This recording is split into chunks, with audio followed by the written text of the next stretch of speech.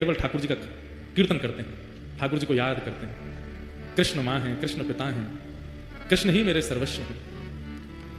बैठे थे चंद्रहास जी, ध्यान लगाकर के नेत्रों से अश्रुपात हो रहा था। तभी आकाश मार्ग से नारद जी जा रहे थे। नारद जी महाराज आकाश से देखते हुए जा रहे थे। हरिदास वर्य है नारद जी, हरिदासों में श्रेष्ठ। नारद जी ने जैसे देखा चंद्रहास बालक को, देव तुल्य हैं, तुरंत नेत्र बंद करते पूरा चंद्रहास जी का चरित्र आ गया उनके चित्त में। अरे इसके तो माताजी मर गई, पिताजी चले गए, राज्य छूट गया, सब कुछ छूट गया, अब दाई माँ भी चली गई और अब ये बैठ के ठाकुर जी का चिंतन। ठाकुर जी को जानता नहीं है, केवल दाई माँ कह गई कृष्ण ही तुम्हारे पिता माँ है, उनके पास जाओ, उनका चिंतन करना। नारद जी प्रकट हो गए सामने।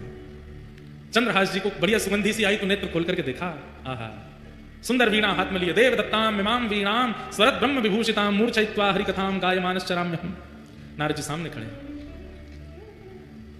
चंद्रहास जी बोले, हे ऋषिवर, मैंने अनेक संत ऋषियों के दर्शन किए, पर आप जैसा तेज और आप जैसी उपस्थिति से जो मेरे चित्त में प्रसन्नता, ऐसा मुझे पहले कभी नहीं हुआ। आप कौन हो? नारद जी बोले, मैं नारद हूं। ये नारद कौन है? चंद्रहास जी को क्या पता, कथा आदि तो कभी सुनी नहीं। नारद जी बड़े प्रसन्न बोले, नारद चंद्रहास, मैं परम भक्त हूं ठाकुर जी का, ठाकुर जी मुझसे बहुत प्रेम करते हैं। कौन ठाकुर जी? बोले श्री कृष्ण। श्री कृष्ण नाम सुनते चंद्रहास जी तो व्याकुल हो गए। मेरी माँ कृष्ण, मेरे पिता कृष्ण, मेरे सर्वस्व, और जो धाई माँ बोल के गई वही कृष्ण। बोले हाँ, मैं उनको बहुत प्रिय हूं, उन्होंने मुझे भेजा तुमसे मिलने के लिए। चंद्रहास जी रोने लगे, मेरे सब छोड़ के मुझे चले गए, धाई माँ बोल के गई कृष्ण ही मेरे सर्वस्व हैं, वो मुझे कैसे मिलेंगे? कृपा करके मुझे बताओ ना। नारद जी महाराज बोले, मिलेंगे, जल्दी मिलेंगे। उससे पहले तुम्हें अभी बहुत कुछ करना है और तुम्हारे द्वारा बहुत कुछ होना है, ताकि और वैष्णवों को भी प्रेरणा मिले। इसलिए चंद्रहास, सबसे पहले तुम दीक्षा ग्रहण करो, आओ मेरे पास। और श्री चंद्रहास जी को सामने बैठा करके श्री नारद जी महाराज ने दीक्षा प्रदान की।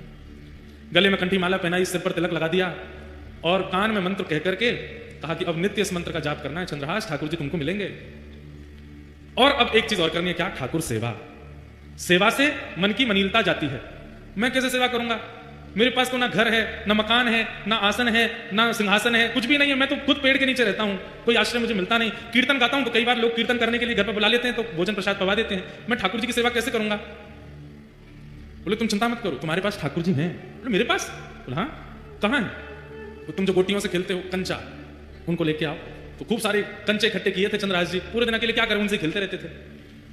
उन्हीं कंचों में एक बहुत सुंदर श्याम वर्ण के वो शालिग्राम जी थे और उनको भी रखा था। नारद जी ने ढूंढ करके कंचों के बीच में शालिग्राम जी निकाले, बोले ये हैं, ये ठाकुर जी हैं।